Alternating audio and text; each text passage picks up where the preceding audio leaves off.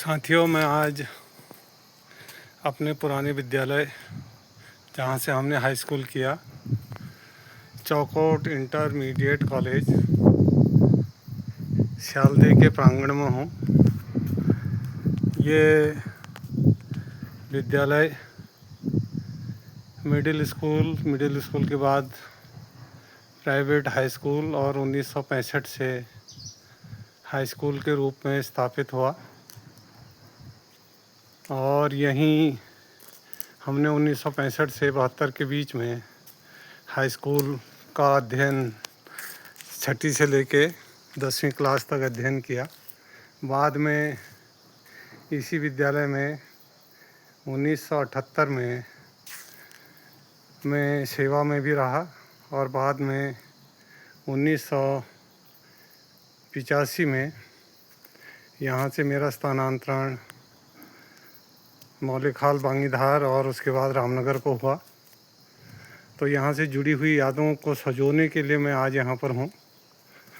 ये पुराना भवन अभी भी वैसा ही है, क्षतिग्रस्त हो गया है, काफ़ी बदलाव की ज़रूरत या रेनोवेशन की है, परंतु यादों के लिए ये बड़ा अविस्मरणीय है। ये 2 मंजिला भवन हमारे समय में बना था। जिस समय हम कार्यरत होने से पहले यहाँ कुछ स्थानीय लोगों ने, जब मैनेजमेंट का स्कूल था, क्योंकि इसका प्रांतीयकरण 1989 में हुआ, उससे पहले ये चौकोट इंटर कॉलेज के नाम से जाना जाता था। कुछ बम्बई प्रवासी बंधु, दिल्ली और स्थानीय लोगों ने छोटी छोटी राशियों के द्वारा यहाँ दान दे कर के इस भवन का निर्माण किया। लोगों की उस समय बड़ी चाह थी कि हम अपने बच्चों को किसी तरह से शिक्षा दे सकें, कुछ बड़ा कर सकें, जो हम नहीं कर पाए वो हमारे बच्चे कर सकें। इस लालसा में यहाँ लोगों ने बहुत तन मन धन से सहायताएं की, जो उस समय उनकी क्षमताएं थी। इसके अलावा हम जब छठी 7वीं से लेकर के 10वीं क्लास तक यहाँ रहे, तो गांव-गांव में होलियां लेकर के चंदा करने के लिए जाते थे। इसके अलावा सामने के जंगल में यहाँ के भवन के लिए लकड़ियाँ और स्थानीय जगहों से पत्थर लेकर के भवन को बनाने में अपनी तरफ से सहायता देते थे, क्योंकि उस समय अनुदान राशि बहुत कम होती थी और पैसा व्यय करना थोड़ा सा कठिन था।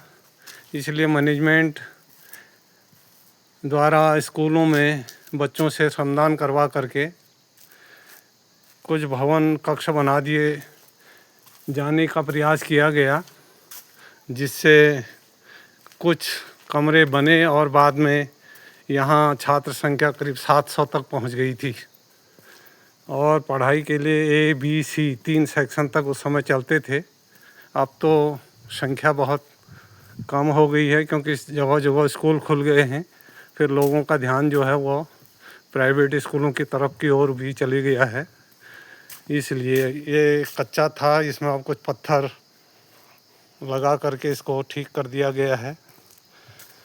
साथ ही पीछे की तरफ ये ऊपर कार्यालय भवन ऊपर जो है, ये इसी में हम यहाँ अपनी सेवाएं देते थे, पर उस समय इधर की तरफ से ये आने जाने का रास्ता नहीं था। इसके पीछे तरफ से सीढ़ियों की ओर से था।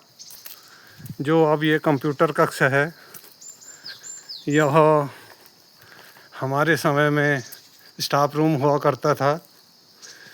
ये नई बिल्डिंग यहाँ पर जो बन गई है, इससे पहले ये यहाँ पर लैब थी, साइंस की लैब, उसके लिए यहाँ पर बनाया गया था। इस स्कूल की बहुत सी यादें जुड़ी हुई हैं। मेरा विचार है कि एक इस स्कूल का एलुमनी ग्रुप बनाया जाए, जिससे लोग पुरानी यादों को संजो सकें और नए और पुराने एलुमनी या पूर्व छात्र अपने साथियों के संपर्क में रह सकें। आप लोगों से अनुरोध है कि आप अपने सुझाव देंगे और यदि ऐसा विचार बनेगा तो उसके लिए प्रयास जल्दी किया जाएगा। आप लाइक कीजिए, सब्सक्राइब कीजिए और हमारे चैनल को या हमारे प्रयासों की सराहना करने के लिए हमें गति प्रदान करने के लिए सहयोग दीजिए। आपका केवल एक प्रयास ही हमें काफ़ी लाभान्वित करेगा। ये नीचे की तरफ अब बहुत कभी ये ईर्ष्या का कारण था इस हल्दी का ये मैदानी भाग।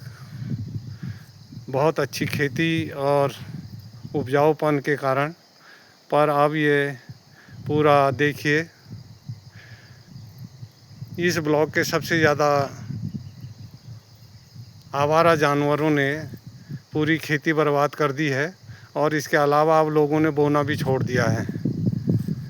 सरकार की गौवंश वाली नीति ने भी इन जानवरों को या पहाड़ों में खेती समाप्त करने का बहुत बड़ा आधार तैयार किया है, क्योंकि वो जानवर कहीं ले जाए नहीं जा सकते, बिक्री नहीं की जा सकती, कोई उन्हें पालने को तैयार नहीं है।